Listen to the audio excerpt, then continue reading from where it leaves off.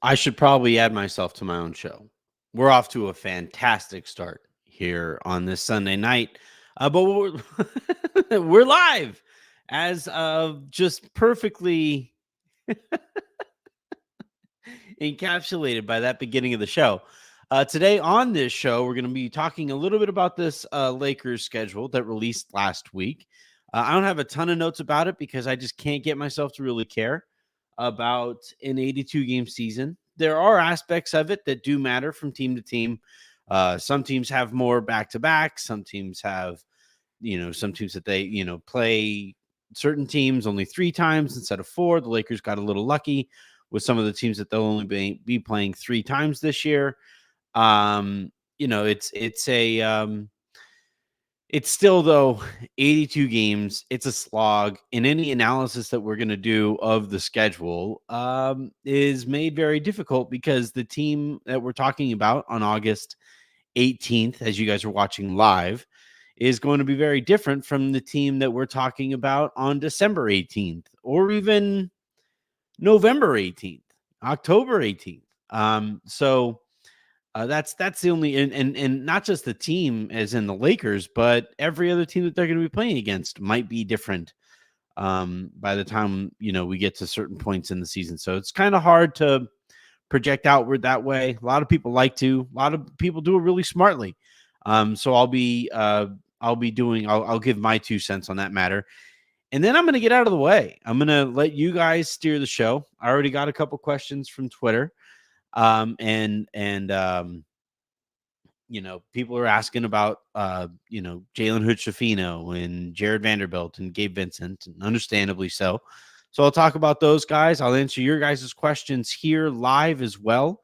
And let's get into the show. A quick reminder before we do so, please do hit subscribe to this show wherever it is that you get your podcasts, preferably on Odyssey. If you guys are watching live right now, chances are you're subscribed. But if you're not, go ahead and slide on down there, scroll down, hit subscribe, and also hit like. As that's the only, we'll call that the entry fee, the cover fee as you're walking into a club or a bar or whatever. Your cover fee is just hitting like as you walk in and you sit down and we all talk about this stuff on this fine Sunday evening. But yeah, I'll go ahead and dive into the show and start with some of the schedule stuff, which, the Lakers caught a couple breaks. They got a little unlucky in some other respects. Let's dive on in. So let's go with the beginning of the first portion of the season. I think is really interesting here because the league is kind of giving the Lakers a real opportunity to take advantage of the type of offseason that they had, where you're able to take full advantage of the continuity that you get by bringing back basically everybody. That was kind of the theme going into last year, was continuity and all of that stuff. Unfortunately, Darvin Ham was not on the same page as everybody else and missed the general modus operandi for last year's season. But you do have this opportunity now where all those guys have played now multiple years with each other, basically, and hopefully, you can take advantage of a relatively easier opening to this season. It looked to me, just a quick glance, that the Lakers schedule is a little more backloaded with tougher games, which it's good and it's bad. But at the end of the day, you still have to take care of business whenever you can. But I think for what the Lakers are going to be looking to do, which is stack wins as much as you possibly can before you get into the trade deadline and transaction windows and all of that stuff. Like, the Lakers should be able to, by way of some of these earlier stretches and I can't believe I didn't have this pulled up already. They should ideally be able to head into that deadline as long as people stay healthy, get healthy, and stay healthy.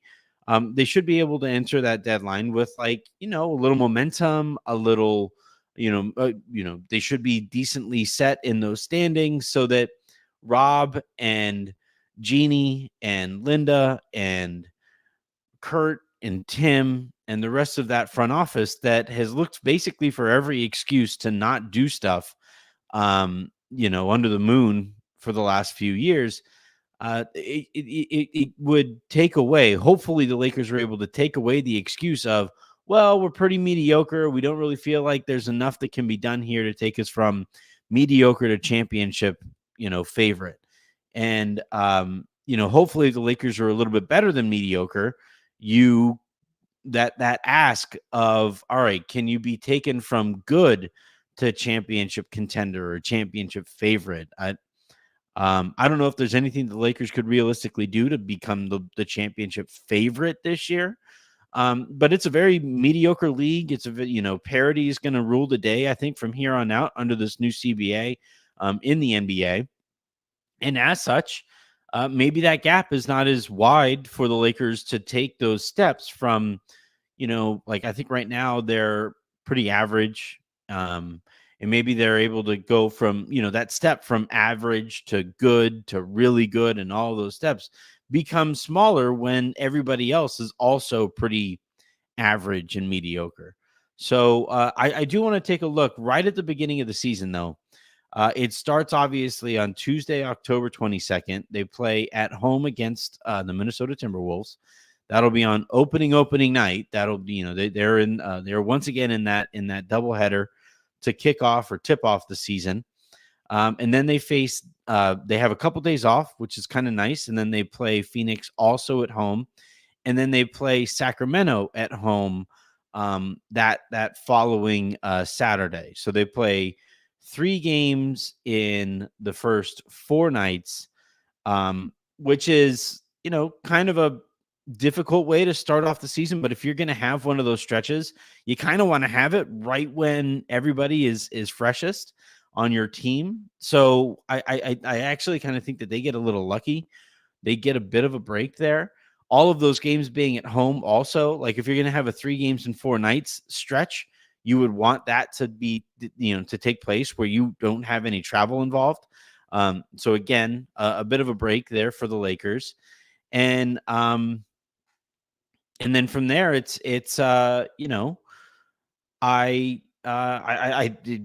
go, so it goes Minnesota, Phoenix, Sacramento, Phoenix again, this time in Phoenix. You go on your first road trip of the season. You play at Cleveland, at Toronto, at Detroit, at Memphis, before coming home to face Philly. And that's your first 1, 2, 3, 4, 5, 6, 7, 8, 9. And then Toronto would be your 10th game of the season. So right there, I see at least 5 wins, maybe 6 or 7. And if you start the season, you take advantage of that continuity. You rack, Hooper's X is asking me to stop saying stack wins. So what if we rack up wins? Is that okay? Is that compile wins? Is that an okay phrase? But yeah, if you're able to take advantage of that early slate, win a couple of the tougher games and take care of business against the teams that you should be taking care of business against, the Torontos of the world, the Detroits of the world. Memphis is going to be interesting. They're going to be better because they have all of their guys, but it's also, I think, going to take a bit of a little bit of time for those guys to, kind of remember how to play together. They're also playing together, I think, for the first time kind of collectively, and they're going to be doing so without Dylan Brooks for the first time. It's going to be interesting to see how they kind of handle that. They're still going to be good. I'd say pretty average also. Everybody is pretty average. But I think that, the toughest games in there are going to be Phoenix, I think, improved this year.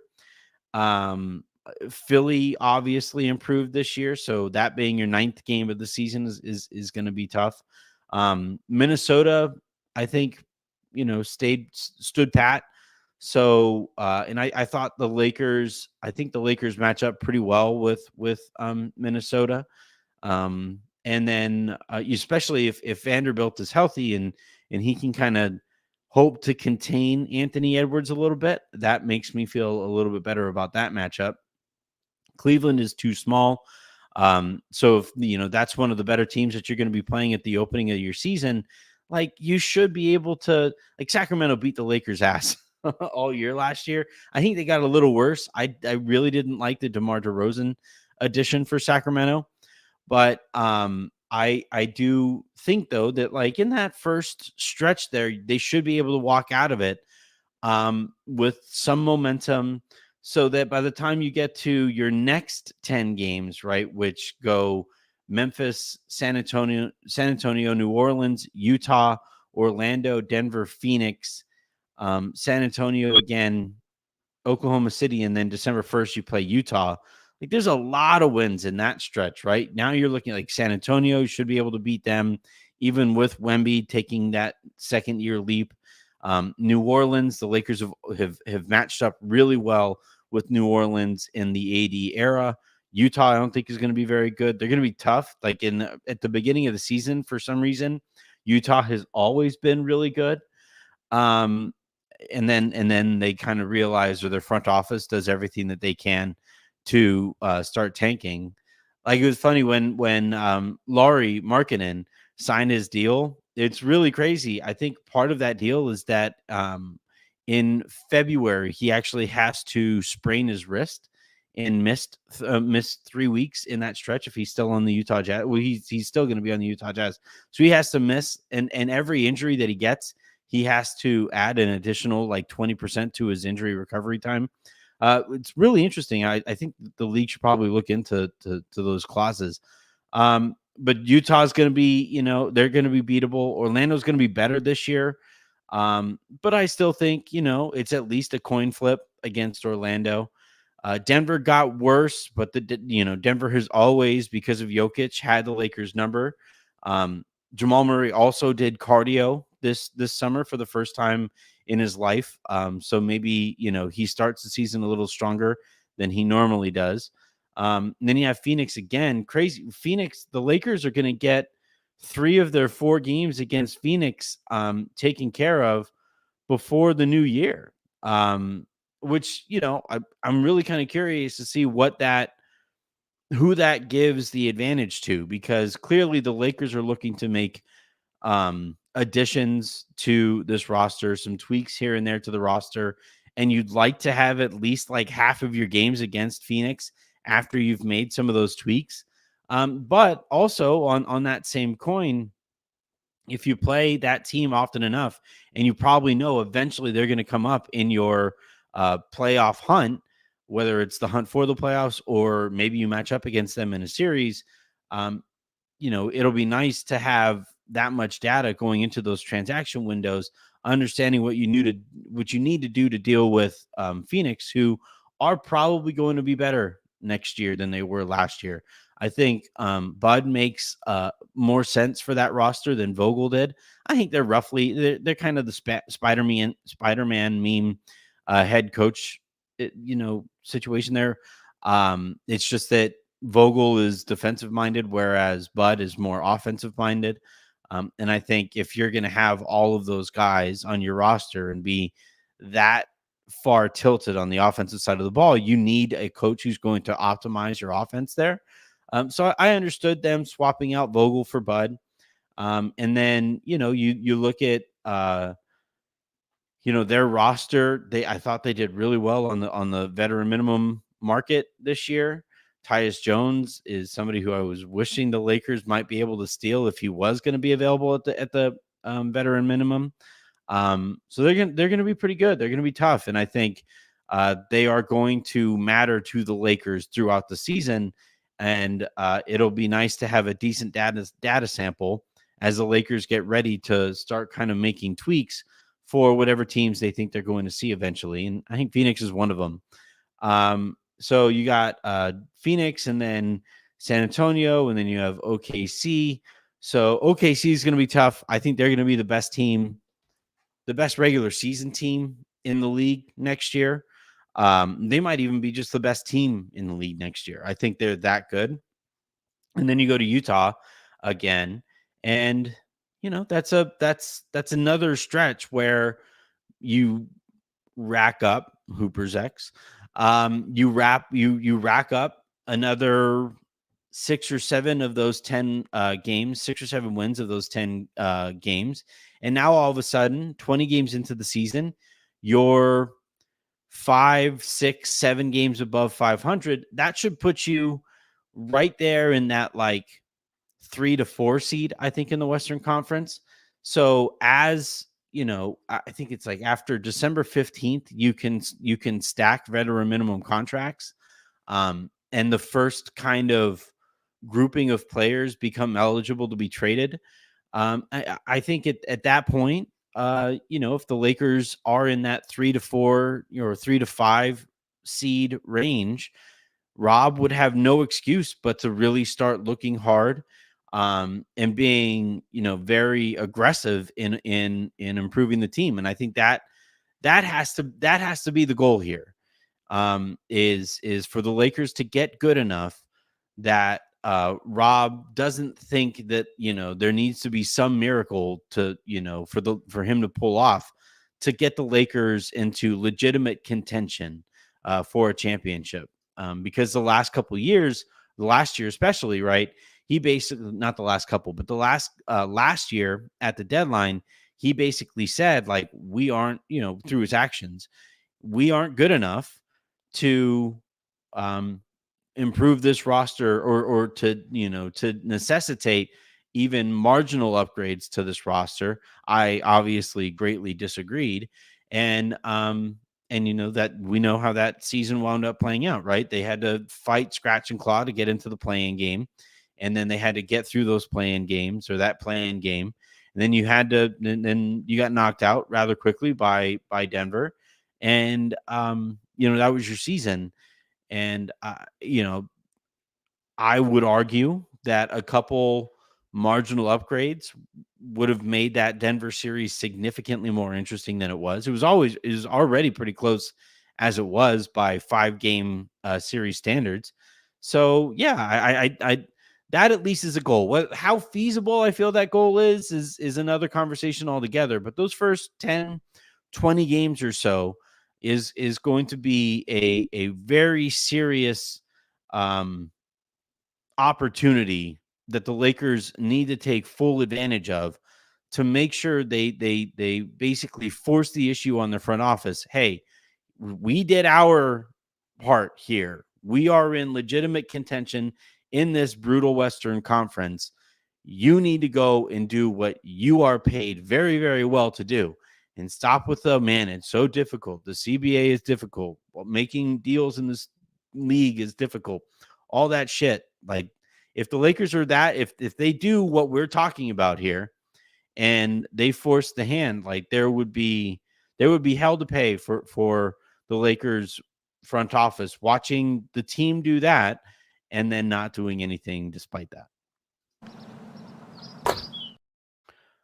All right, let's go ahead and dive on into your questions here. And a reminder, those of you who are watching live, please do hit that subscribe button here on YouTube. If you guys are checking this out in audio form and you want to watch it in video form, you can head on over to youtube.com/@LakersLounge to find us there.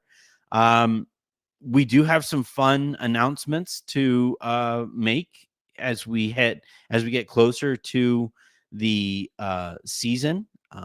Really, like, your boy had himself an off season. I'll just say that we have some awesome things lined up for you, whether it's here in the lounge, whether it's, I have another project that I'm excited to announce that isn't necessarily Lakers specific, but I think you guys will dig it all the same. We have we have a ton of stuff going on, and I can't wait to be able to tell you all about it. But that is going to do it for my navel gazing. I'm going to answer your guys' questions. I'm going to do this a little out of order here because of the name of this podcast. But at AlexAC717 asks, Any updates on the health of Gabe Vando or JHS? So here's what I will like. Here's my giant, big disclaimer that like is in neon lights behind me. Injury information in the NBA is already very difficult to suss out. You have team sourcing there, you have player sourcing, you have league sourcing, and you basically have to like throw a dart. Like when you're trying to do this from my perspective, where I'm like very new to this aspect of the business, it is very difficult to get a grasp on injury information. And it got to the point last year where I was like, I'm not going to do it anymore. Like I'm not going to pursue those stories. I will find out basically when everybody, like I'll always have a little bit more information, I would hope, than everybody else. But I'm not going to, last year I looked like an asshole. I said that, I was told that Gabe wasn't going to come back, and that Vanderbilt wasn't going to come back. And Gabe wound up coming back like a week later. And I don't believe we saw Vanderbilt from that point moving forward. So I guess I went 1 for 2 or whatever. And I hate getting stuff wrong. So I'm going to be very, very cautious in the information that I offer to you as it regards to these guys. And the disclaimer that I would add to even all of that is, in the off season, for one thing, people are on vacation. People are taking their breaks. People are kind of checked out and aren't answering their phone as much when you're asking around about this. Those players themselves being on vacation, essentially, in order for my team sourcing to, be able to tell me anything about, various guys or specific guys, they need to have seen those guys to be able to talk to me about them. And even there, right, you have HIPAA, so like there's always that shroud of secrecy there as well too. So I say all of that to say that I am going to be extremely conservative in releasing information about these guys right now. But what I will say is that Gabe basically exited the season with the intent to be able to take the off season, focus on some rehab, but he felt very confident that he was going to be able to enter next season at 100%. And the team did too. Jarred Vanderbilt exited the season with not as much optimism on those fronts as Gabe did. You heard JJ Redick at his intro presser basically say that Jarred Vanderbilt was still rehabbing there, and I believe at that point wasn't participating in basketball, basketball, whatever the term is. I'm blanking. It's very late. I'm very tired. So I'll say with Vanderbilt that he's made pretty consistent progress this off season, but I'm not as willing with Vanderbilt to just be like, oh yeah, he's definitely going to be healthy, and it's basically an addition to the roster compared to last season. I need to see him out there, and I need to see him stay out there before I'm really willing to do that in my analysis of this team. And the stuff that I've kind of heard on that front aligns with that inclination anyway, that it's like, yeah, he should be good to go. We think he's going to be ready and 100% at the beginning of the season, but it was kind of a tricky injury that he was dealing with. I believe he eventually, got surgery on it to address it. And it's just, it's just one of those things that you just never quite know how an individual body is going to react to a surgery, physical therapy, attempts at rehab, and all of those things. You can't know until you get into those kinds of situations. And with Vanderbilt, as we saw last year, it was a very frustrating process. And, I think that frustration carried into the offseason. Remember, he was cleared to play, but then didn't play. Was super fishy there. I don't know what was going on there.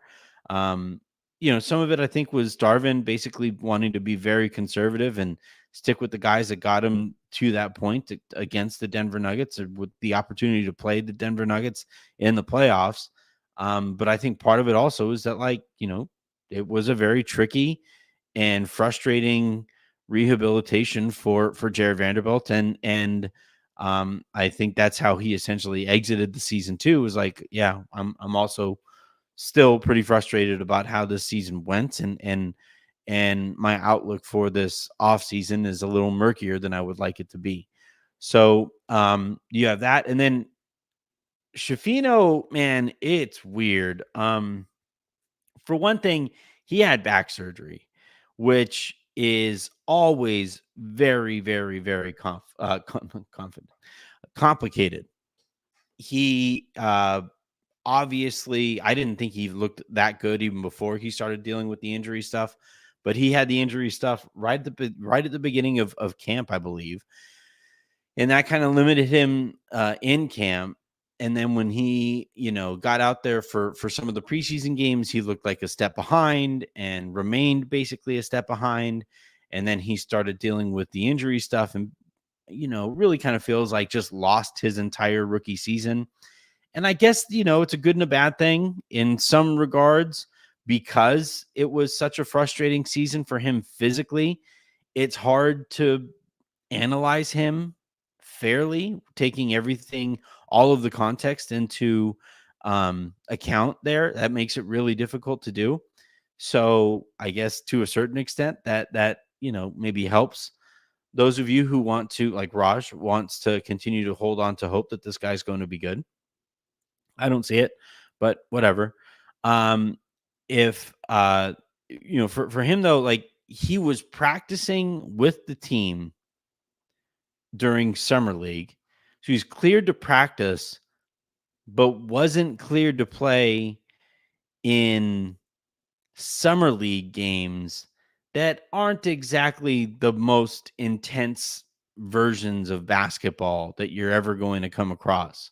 So that whole situation was really kind of weird. I'm gonna be blunt and say that was a super weird situation that I think had a lot of people kind of scratching their heads, and I think some people pretty kind of frustrated with how that went.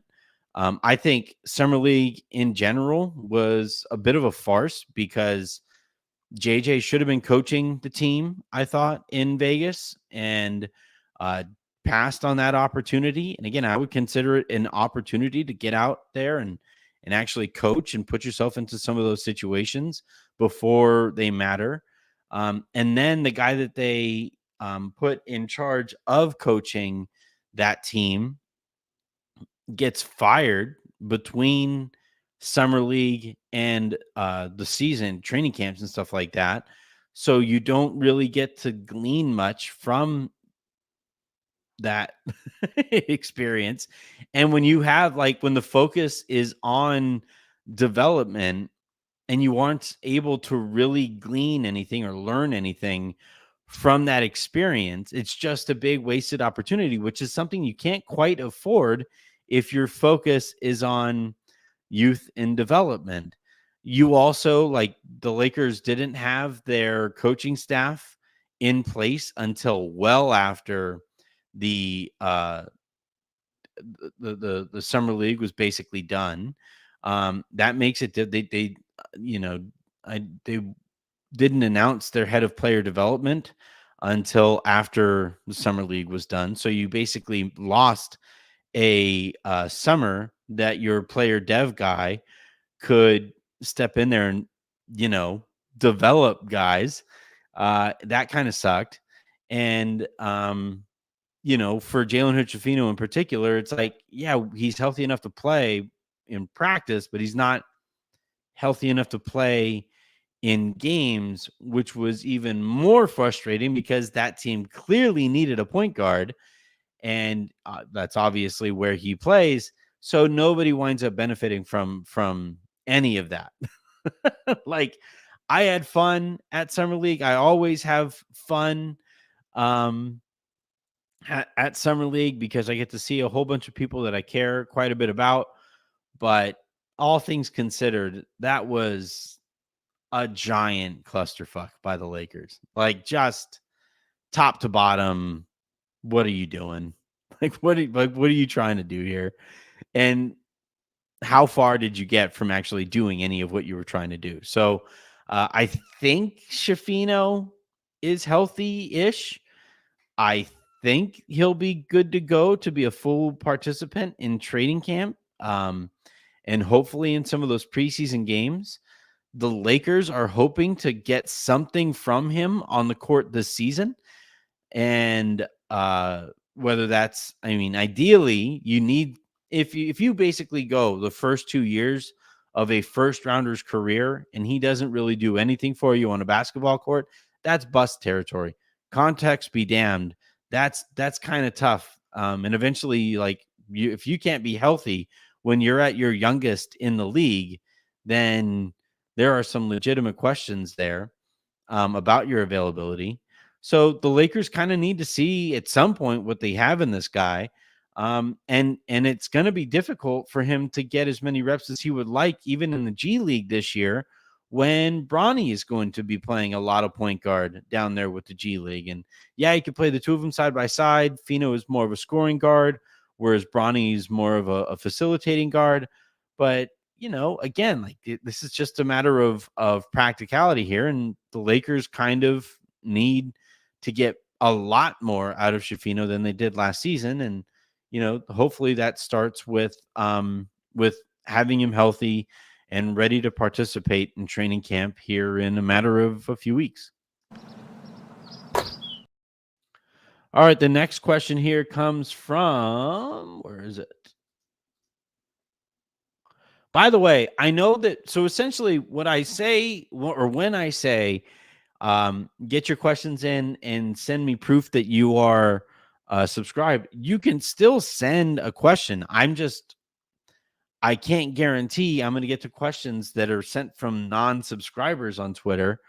Whereas with the people who are subscribed to the show and super comments and comments from VIPs here from the live audience, like, those are going to take priority.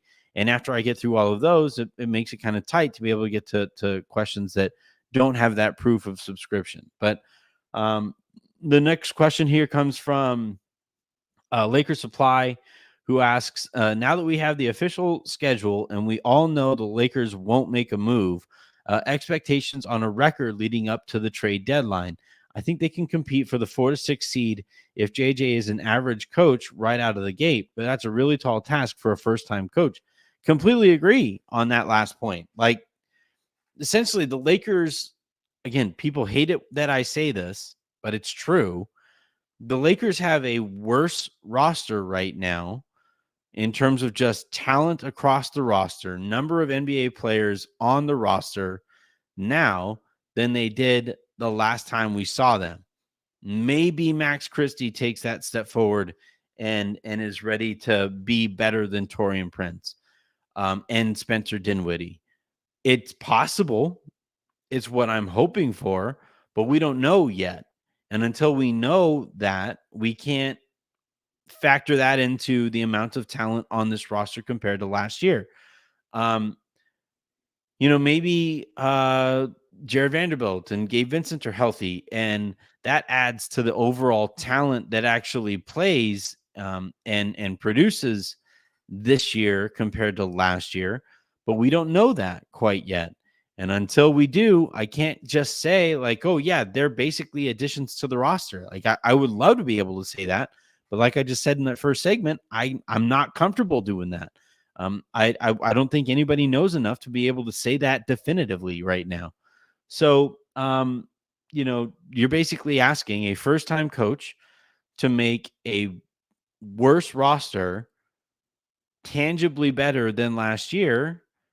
And, like, that's a tall ask just for, like, you're putting JJ in a tough spot. I honestly think, like, you make a real argument that the biggest failure that the Lakers had this year was the way that they hired JJ and all of the leaking and posturing and positioning during that process. His staff is not good. And then now, he's being asked to coach a worse roster, so he didn't give him any help there either.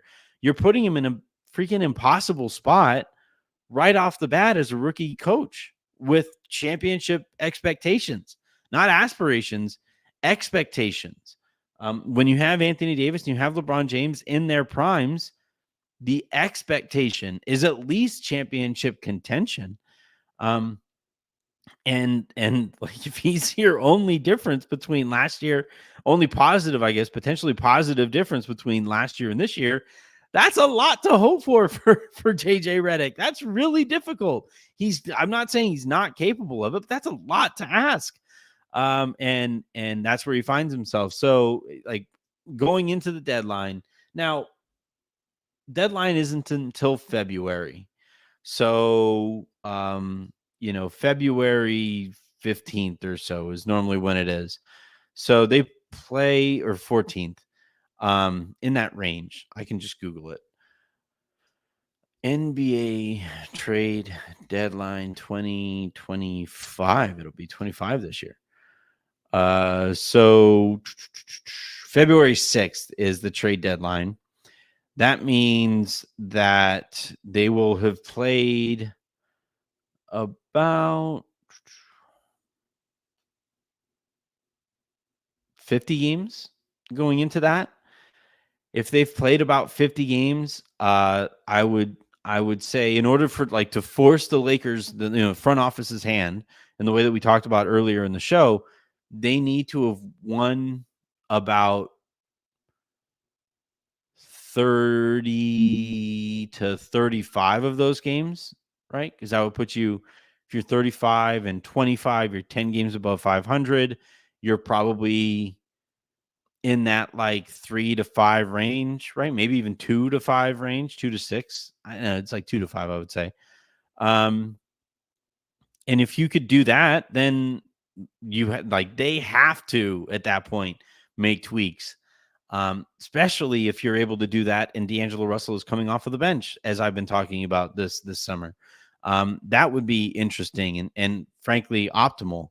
I don't think that they're going to reach optimal, so I would probably say that they're probably going to be a little closer to 30 wins. 35 wins puts you in fifth. No, shit. Way less than 35 wins. I would say 25 wins get you to 500. I would say 30 wins would be ideal because that puts you 10 games above 500. I'll predict that they're at 27 wins at the trade deadline. That's what I would say.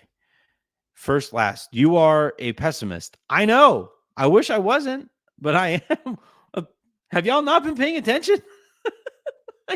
Have you guys been watching the last year or so? All right, I'm gonna. We have a couple super comments here that I'm gonna get to, but first I get to play this bad boy.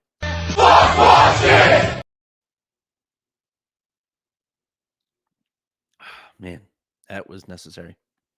All right, so the comment here, the first one that I get from Brandon Omeng writes, how many minutes do you think Max and Dalton play? I say Max plays 25 minutes a night. And 25, 26. And ideally, right, if he plays less than that, then if he's in that 20, if he's anywhere lower than 20 minutes a night, we have a problem. Things didn't go well.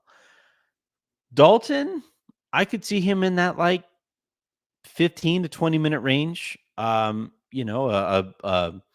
decent stint in the second quarter, and then maybe a shorter stint in the second half, somewhere in that like mid third quarter, maybe early fourth quarter, depending on, especially early in the year. Maybe eventually, as his defense gets better and as he just like figures out NBA speed and athleticism and all of that stuff, that rhythm of the sport at that level, that number creeps up. So maybe at the beginning of the year, he's probably closer to like 12 to 15 minutes a night.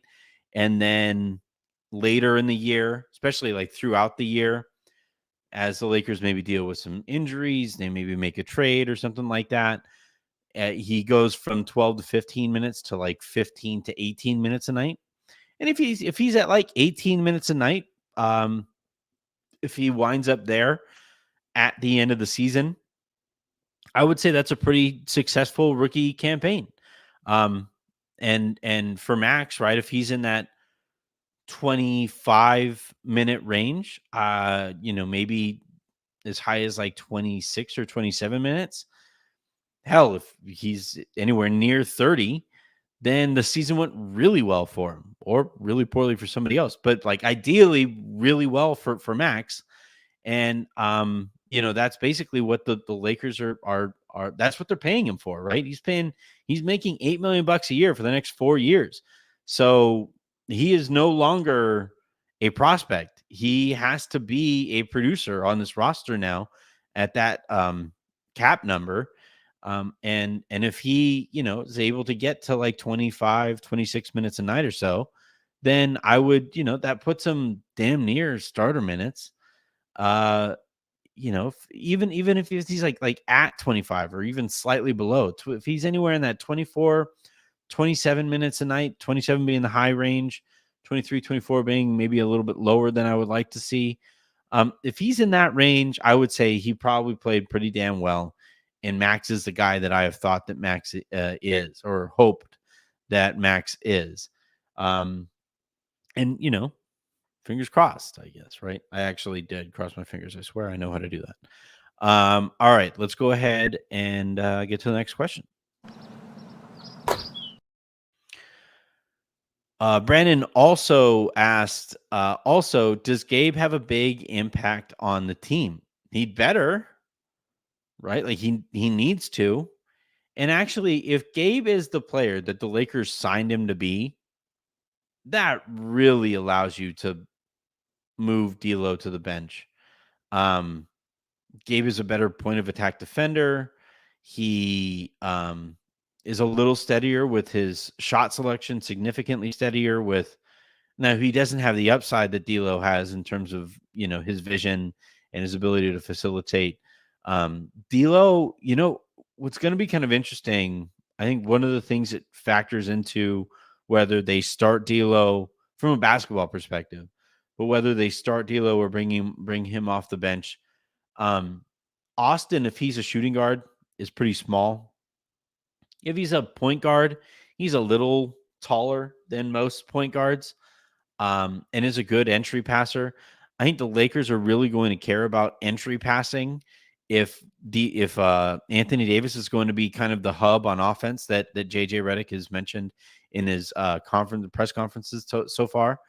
And one of the things that D'Lo does really well, and I think this is aided by him being 6'5", and playing a position where the average height is like 6 foot, 6'1" maybe, is he can just kind of very easily lob the ball over the top and get it to AD where he likes it when AD is posting up. And that makes life that much easier for the post player. I remember, my senior year of high school, played with a guy named Mark Rusin, and every post player feels this way too. But they stick a hand out, right? They're posting up, and they stick a hand out to give you a target. And if you could play it safe, right? You could always complete the pass. And if the basket is over here, behind me over here, and the target, we'll say, is like right here, if you pass the ball closer to the body, that allows him to catch it and stay stationary, right? But if you throw that pass outside of his body, away from the basket, the further away from the basket, then that means that player who just fought like hell to get good post position now has to, give up a couple of those steps that they just fought for, and has that much more work to do if they are going to get to the basket. So if I threw a pass to Mark that made him move, I heard about it the next time out. Hey man, you had the angle, hit me in the hand. Stop fucking around. I worked hard for those 2 steps that you made me give up, right? And he was a good post player, and he had all the right in the world to get on me or any player who was throwing that pass. And I think AD is kind of like that too. And I think it's especially important with AD because he kind of likes to take that extra step out away from the basket anyway and operate more in the mid post, less than the low post sometimes. So if you throw that pass, it kind of like enables the bad habit. But if you throw it closer to his body and he catches it in there and he's able to catch it while leaning back against the player that he's trying to score on, that kind of detracts from the bad habit that he has sometimes of catching it and with his pivot swinging away from the basket and getting further away from the basket. So just something to watch there in that decision with D'Lo and just their guards in general is, can you throw those post entry passes, whether it's to AD or it's to LeBron or to Wood or whomever? Make sure you're allowing those post players to stay stationary when you are throwing those passes. That's something that D'Lo is actually good at, very good at, because of his size. Gabe is a little less good at that because he is a small 6'1". And those things really do matter. D'Lo's shooting last year really matters. Offensively, it makes all the sense in the world to play D'Lo alongside the starters. Defensively, you have some concerns, and then like organizationally, you just have some concerns. But I think if Gabe is the player that we saw in the playoffs for Miami a couple of years ago, then it makes it that much easier to just basically say like, all right, we can trade D'Lo for not just a guard, or not just with keeping in mind bringing back a guard to make up for some of the production that you're losing by turning D'Lo into a wing. If Gabe is okay, if he's good, then you have a lot more flexibility with what you're looking to do with D'Lo. All right, let's take a look with let's see. Over here we have all right, at Bashir_1. Any update on the Jeremy Grant situation? If Portland do come down on their asking price and ask for just a first round pick, think the Lakers immediately do it? Yeah, I would probably. Immediately is obviously a very contextual term there. But yeah, if the Lakers, now there are some people in the Lakers organization who don't think that Jeremy Grant is even worth a first round pick because of that contract.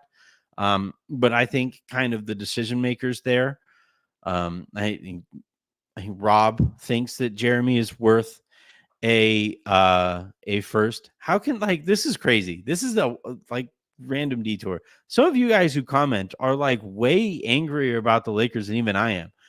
LeBron is in his prime, his clown car stuff. That's an asinine comment to send. The guy just averaged 28 or 25, 8 and 7, played in like 70 games. It, take his age out of it. That makes it a miracle. But you get that kind of a season from a player. That's a prime season for any other player. Like, that's a prime anybody season. And for LeBron, yeah, it's like it's not what he was doing at his actual or absolute prime, but he's been able to extend his prime pretty damn well, all things considered. And I don't know if Eric McGilp is Rob basically like checking in and saying like, I don't actually think he's that good. Like, come on, guys. And using that as an excuse to not like give the guy the help that he deserves. But if I don't think Eric is saying that he's washed. LeBron is washed. But he's certainly at like the back half of a prime. Like that's that like adding a 3-point shot to his repertoire the way that he did last year is just that was insane to watch. Like he sucks on defense more often than not in the regular season. He isn't the kind of defender that you need him to be there, but like still that production is elite production from just about anybody in the league, especially when you consider how efficiently he got to those numbers. That's a prime player. It might not be prime LeBron because LeBron is 40 years old, but it's a prime player. It's a very good player in their prime is kind of what I mean there. And Anthony Davis is a zillion percent in his prime. That was you could make a real argument, and I have in some conversations that may have been the best regular season that Anthony Davis is played as a Laker, maybe ever. And you have two guys who, just in terms of like the way that the voting played out, are kind of by definition top 15 players in the NBA. That's a core that you should feel pretty confident in pushing the chips into the middle on. All right. But yeah, on the Jeremy Grant thing, speaking of LeBron and Clutch wants, I think, Grant to be a Laker. I think Grant is content being a Blazer, but would welcome being a Laker. I think, you're looking at a situation where you have two kind of more stubborn GMs compared to their peers in Joe Cronin and Rob Pelinka. And neither of them are blinking right now. And there's a lot of people around the league who don't think that either guy either executive are going to blink. And if that remains the case, then Jeremy Grant won't be a Laker. But I do tend to think if you're Joe Cronin and you could potentially get one of those post LeBron picks after giving Jeremy Grant that contract, like you really do have to consider it more than it seems like he has considered it to this point.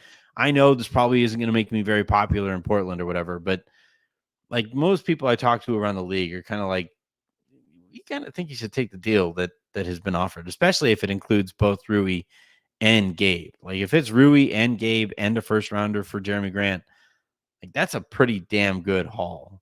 You could probably turn Rui into another pick. You could probably turn Jarred into like a few seconds or something like that. And you could really extend out what you got in return for Jeremy Grant. But yeah, I would do it. I if I were Portland, I would lower the asking price and I would try to, get him out the door and try to bring in one of those post LeBron first rounders that the Lakers have in like the 2030 range.